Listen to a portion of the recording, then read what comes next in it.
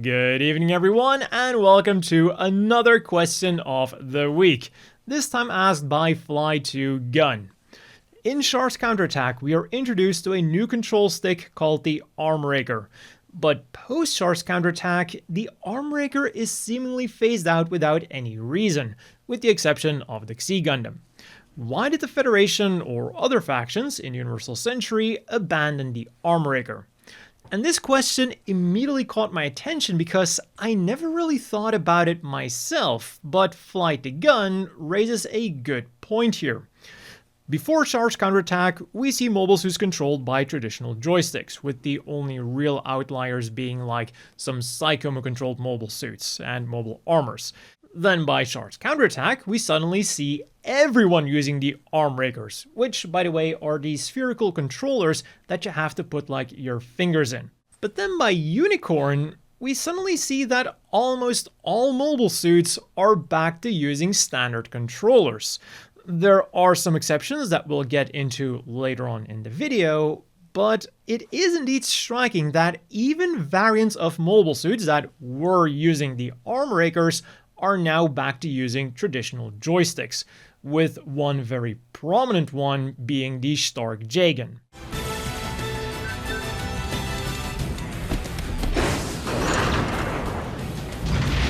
Unfortunately, we do have some sources telling us why this change happened.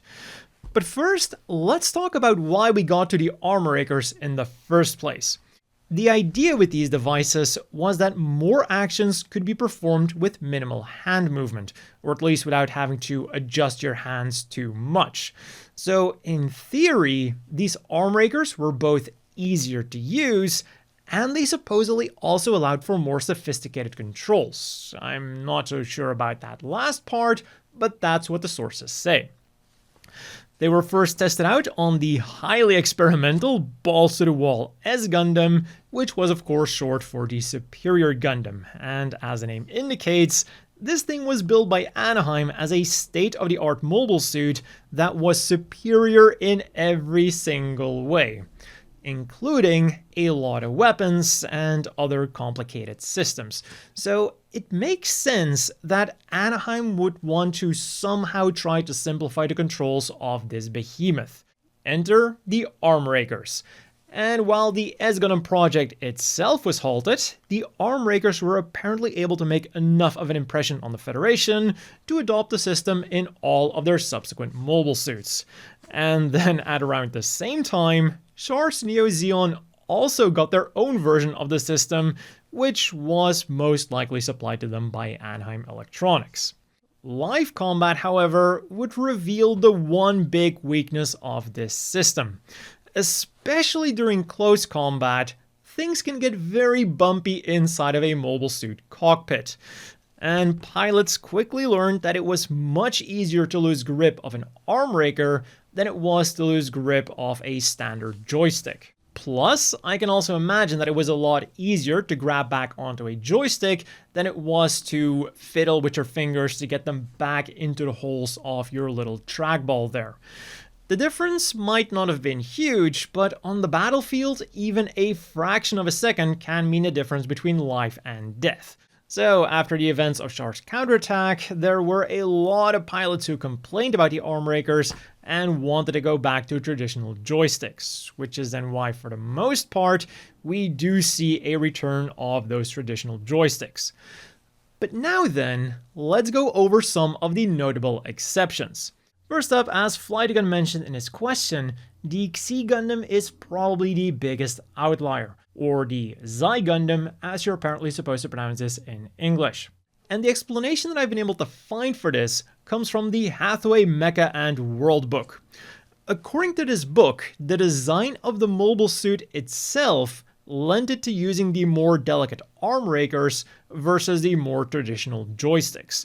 And one thing that might have also had to do with this was the amount of automation that the Xi Gundam had, or more specifically, didn't have.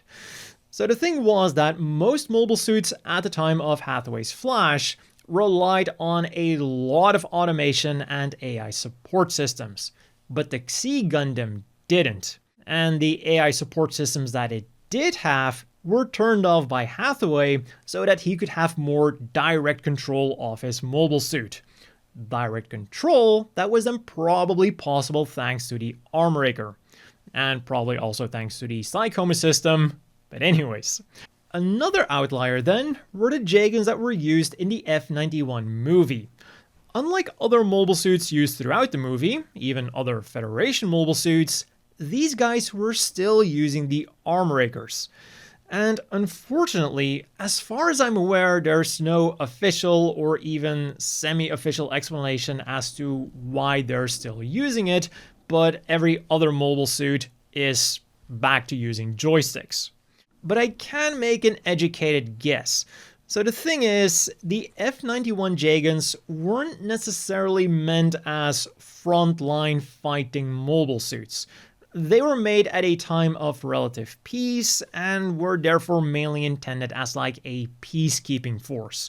So the Federation probably wasn't expecting these things to be used in a large-scale war, and therefore, rather than going for the harder to use but better in combat joysticks, they went for the easier to use but less good in combat Armrakers. In Gundam Unicorn then, we get a very interesting difference between the Gira Zulus from the novel and the Gira Zulus from the OVA. In the OVA, they switched over to more conventional joysticks, just like their Federation counterparts, but in the novel, they're still stuck using the Armrakers. And the explanation for this is that apparently, unlike the Federation, the Sleeves didn't have the money to overhaul their cockpits and revert back to a traditional joystick layout. So it's not that they necessarily wanted to keep using the Armrakers, but more that they were stuck using the Armrakers. And those were the official in-universe explanations for the Armrakers, their appearance, and their disappearance. But I also have a gut feeling that there's a much simpler real-life explanation for all of this. After their grand debut in Char's Counterattack, we hardly ever see the Armraker or a similar system appearing in a Gundam series. Other than machines that are made to fit in with the lore of Char's Counterattack, we've got the Phantoma, some machines from Turn A Gundam, and the control system in Gundam Build Fighters. So I've got the feeling that the rule of cool is at play here. Personally, I think that joysticks are way cooler than trackballs, and it seems like the people designing Gundams agree with me. Heck, a joystick was even prominently featured in the first opening of Gundam Wing. But let me know what you think about it down below. And if you have a question you want me to answer in a future Question of the Week video, you can also leave that down there.